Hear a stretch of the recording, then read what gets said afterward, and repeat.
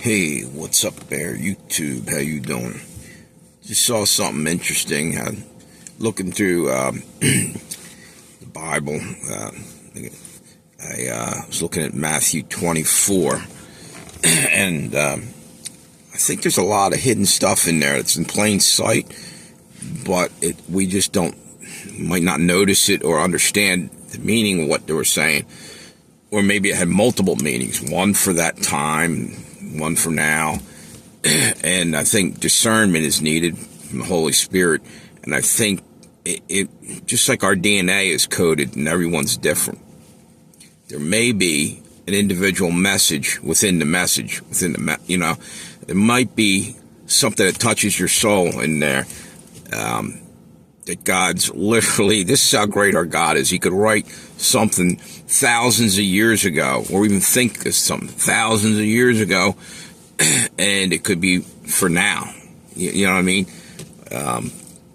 I just wanted to read some of this and stop and point things out that hit me. In a certain way. It doesn't mean that I'm right or wrong, or just things I noticed, and maybe I noticed them because somewhere in my DNA it was written in there, as well as in yours and in everybody else's, to interpret certain things a certain way. I'm not trying to change anybody's opinion on anything. I'm asking to look into your own heart and use discernment and see if you get anything more now out of it. Because I think sometimes we hear with our ears and not with our soul. Or, you know what I'm saying? We understand it in a physical manner, not in a spiritual manner. That's basically what I'm trying to say. There's a deeper learning that's inside of us that we're not really aware sometimes. It's an unconscious thing. And I'm trying to get in touch with that a little bit and learn from the discernment of that. And hopefully I'm a little wiser, a little more ready for what's coming, because I believe that in Matthew 24, it's telling you right there, it sounds as if, to me anyway, that it's talking about what's going to happen in the near future for us now. It feels like it's coming to pass, and it's probably had many other people throughout generations and generations say, oh, well, this happened. Maybe, but listen to it again, think about it, and make up your own mind, because I don't want to try to influence people in what I believe totally, we call it. Basically, we're being programmed. So take the words and pray to God for discernment.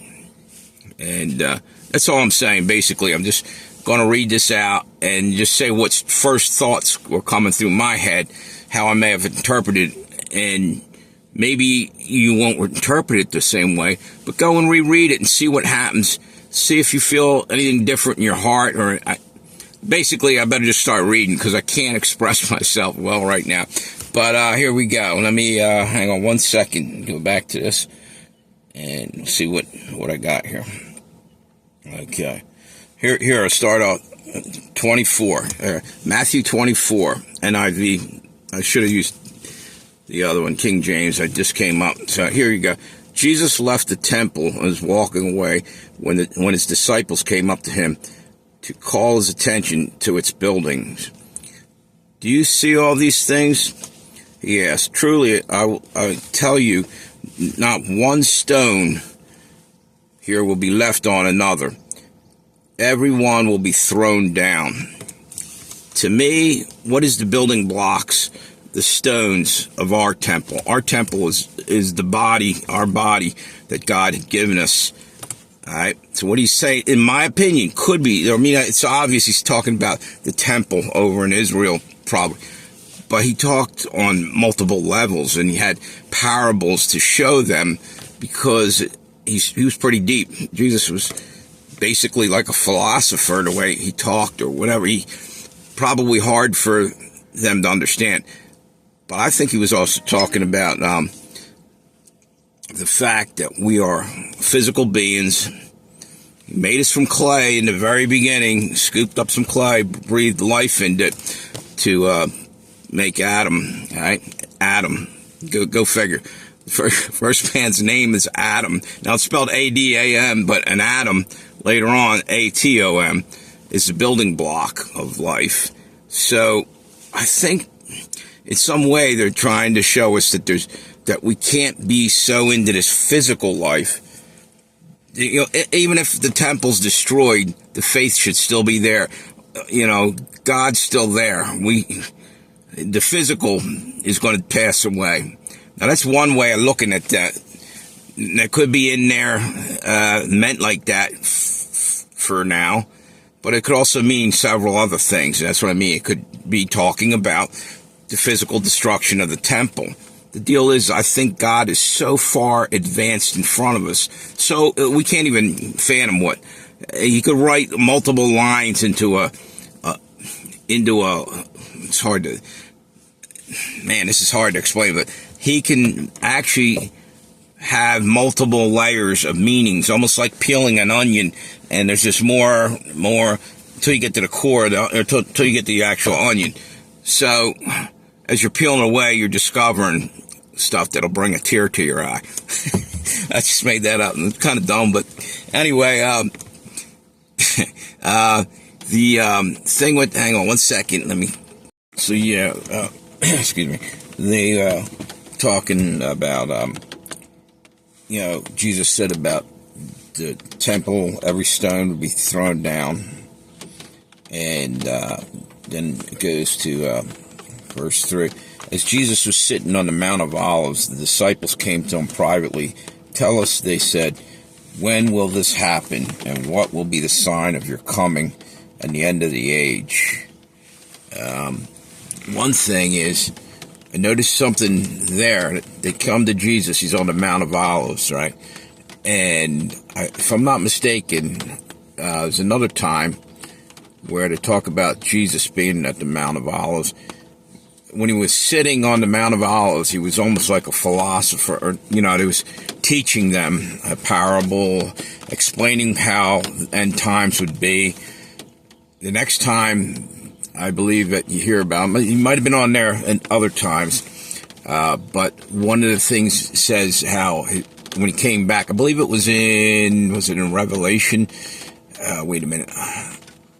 When he lands, his feet land on the Mount of Olives, and a great earthquake happens and divides the mountains, 80-mile area.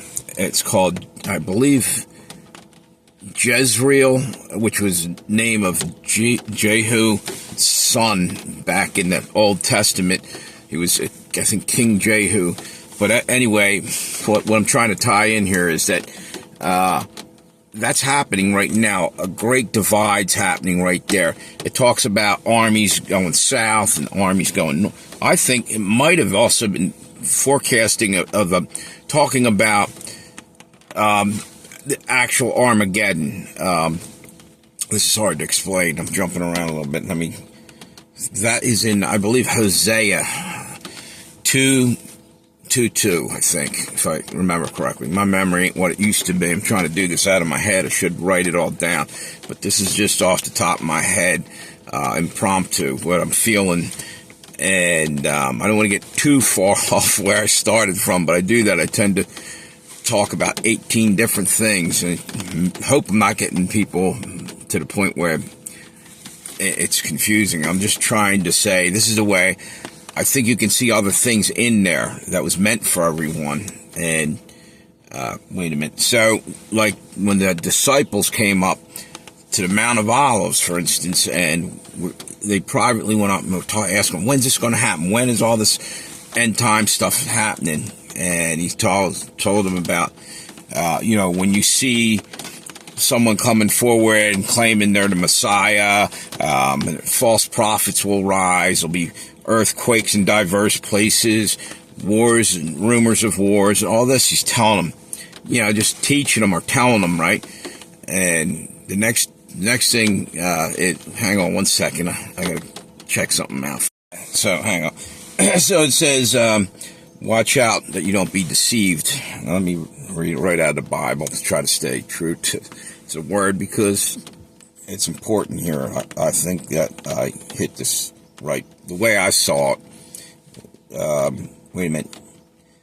You will hear wars and rumors of wars, but see to it that you are not alarmed. Such things must happen, but the end is still to come. Nation will rise against nation, and kingdom against kingdom. There will be famines and earthquakes in various places. All these are the beginnings of birth pangs. I think that's exactly where we are right now. Earthquakes everywhere, incredibly large earthquakes, and famines are happening around the world. We don't see it over here in America as much. It's just starting to get here. Go over to Africa in the last 20 years and look at the people who are starving for a long time. I'll put it that way. I don't know exactly, but they've been already feeling the pinch and the pain of what's coming. Evidently, these birth pangs have been happening on Earth a lot longer than we realize. They're just getting far more intense, far worse. Anyway, I think the Battle of Armageddon happening soon. I don't know. I'm not even going to guess at how far off, but let me hang on one second. But it's happening soon, I think. And this is my opinion. I'm only reading this and trying to figure it out. But you know what? It's in God's timing. So whatever I say, if it's God's will that He gave me some inside knowledge, and so be it. But I'm just telling you what I'm feeling in my heart. And that's, in my opinion, how God would talk to us anyway, more or less. When it feels right in your heart and your soul, and not necessarily just up here. Because up here, we are being fooled with, oh, we're real intelligent, we can see through anything. No, we're being fooled all the time. If you really look at things, our government's been fooling us for eons. We're being led around like a bull by a ring, or sheep by, shepherds, and the wrong kind, So, basically, that's where the false prophet thing's coming into play. I think there's many on the scene right now, and just to be careful and keep looking inside of your heart. I actually feel like that's the way you communicate to God, silently. You can be yelling it on the rooftop at times or whatever, preaching, and basically a lot of people want to be seen in the pews at church, giving the most money, praying the loudest and all this, but the heart really ain't into it.